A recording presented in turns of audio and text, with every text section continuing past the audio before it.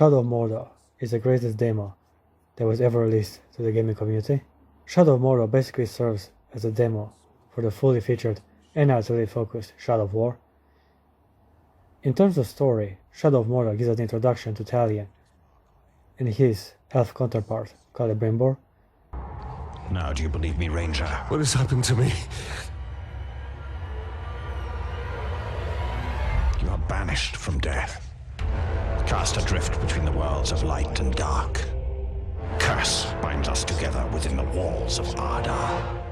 We also get a look at Mordor, as it is not fully dominated by orcs. The story is simple. Talion was a ranger on the Black Gate until the Black Hand of Sauron murdered him and his family in a ritual to summon the spirit of the Ringmaker, Celebrimbor. Come back to me, Elf Lord.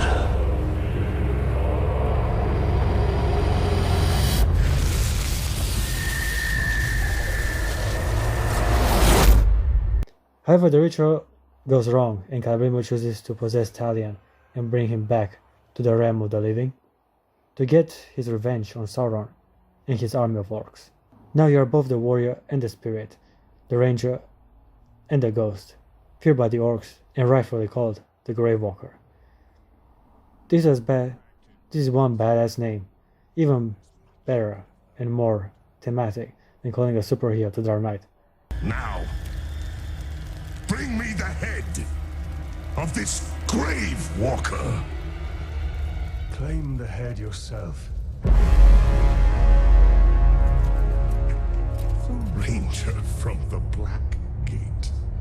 I love how you can change perspectives from Talion, who roams the realm of the living, to Celebrimbor, who relies in the realm of shadows. Such a simple and yet brilliant concept to have best of both worlds and combine the strength and tenacity of the warrior with the cunning and willpower of the archer. Usually in fantasy action games, either choose to be a knight or a ranger or a rogue, and Shadow of Mordor gives us the opportunity to play as both in a single player Lord of the Rings epic, filled with collectibles and plenty of orcs to slay or recruit into your own army. But more on that later. As of now, Talion finds himself possessed by an ancient spirit and is motivated to fight poorly out of revenge for his family. The interesting part in their duo is that Celebrimbor also suffered the same fate at the hand of Sauron himself. It is him who crafted the Rings of Power. Celebrimbor was tricked and basically crafted his own demise.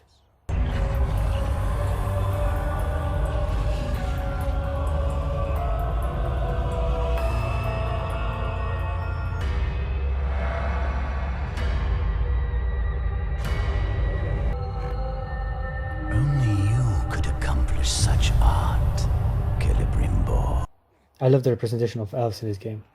It was pride which made Celebrimbor forge the Ring of Power and bring destruction upon the Middle-earth. I often made a point how Celebrimbor is just as powerful and arrogant as Sauron was, and if given the chance, he will fall into darkness due to the corruption of the ring. Gollum also makes an appearance in the game. It feels like a lot of time-related Lord of the Rings movies and games use Gollum as a household name to attract the attention of the fans and mainstream audiences alike. I don't particularly like this character. He is loud, noisy, short, and dirty. Also, Gollum has made a career out of betraying everyone he sworns to serve, including the Bright Master. Introduced as a scoundrel who uncovers artifacts for Celebrimbor to remember his past, Gollum makes a few unfortunate cameos. He even tried to smash Talion's head in our last encounter. This gets me to the weakest part of the game, the story. This whole game feels like a build-up for the real intended adventure of the follow-up sequel, Shadow of War, and I'm very glad we got it 3 years later, with all features and a way more complex story. In Shadow of Mordor, the narrative is rather chaotic and unfocused. The characters you interact with are loosely related, and their quests do too little to immerse yourself in the world of Mordor. The best way to explore these two open world maps is through branding and fighting the war chiefs. Intruding on personal duels, trials, or recruitment attempts allowed Talion to familiarize himself with the brutality of the Orc society. The real fun begins when you can brand warchiefs. It's such a relieving spin on this mechanic that allows you to shape the entire society directly through your actions. This very aspect gives us a feeling of power and authority no other game mechanics came so close to capture. What do you know of the Black Hand of Sauron? He is a fiend, made of thin air. What more? You can spend dozens of hours branding orcs, creating backstabby bodyguards who weaken your enemy before a fight. Once the war chief hears of my victory, he'll make me his personal bodyguard. And how does this help me? A backstabbing bodyguard? The gameplay is solid. Another well-executed aspect of Shadow of Mordor is the combat system. You get to mash some buttons Arkham Asylum style, but this time you have a sword and a dagger to deal with your opponents.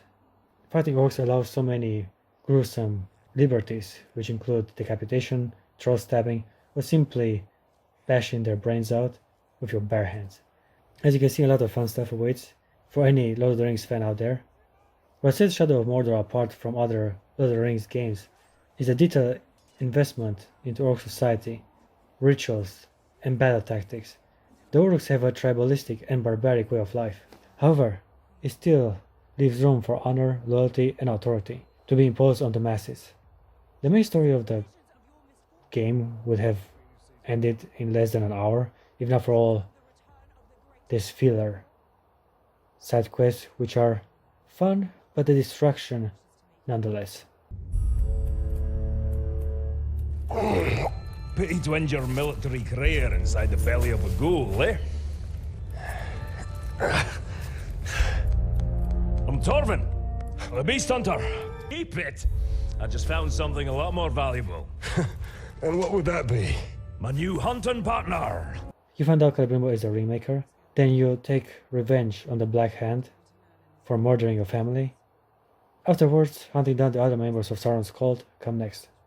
There are some thematic boss fights, a stealth mission, and a QTE event.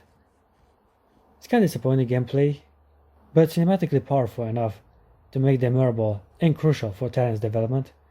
The way you find out how Celebrimbor was able to steal the ring and forge his own orc army against the might of Sauron was the most impactful cinematic of the whole game.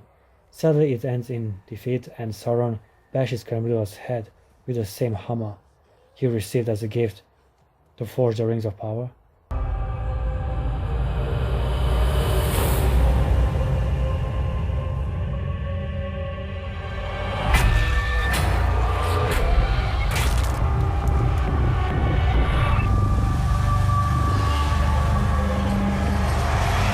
The last moment of grief and revenge brings Talion and Celebrimbor together to fight against Sauron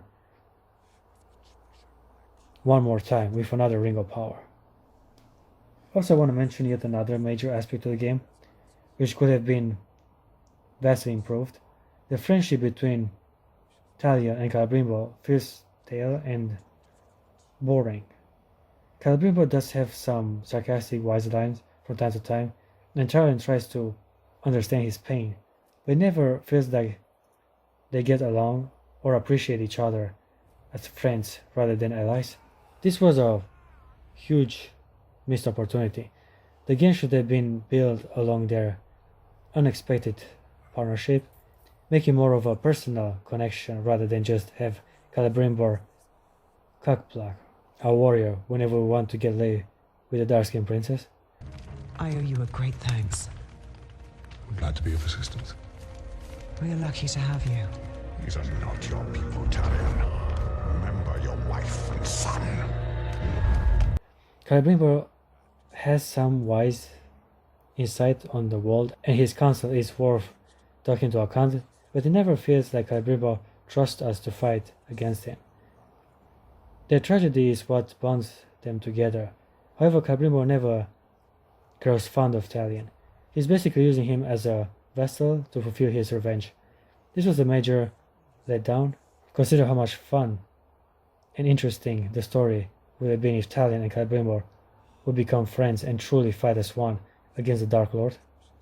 As I mentioned before, this whole game feels like the most complex and polished demo ever released. You get an understanding of every game mechanic, and you get introduced to the main characters and their struggle. The last mission is strikingly similar with the sea scenarios of Shadow of War. It feels like it was purposely intended to give us an insight on the possibilities of a greater scale battle for Mordor. I gave Shadow of Mordor an 8 out of 10.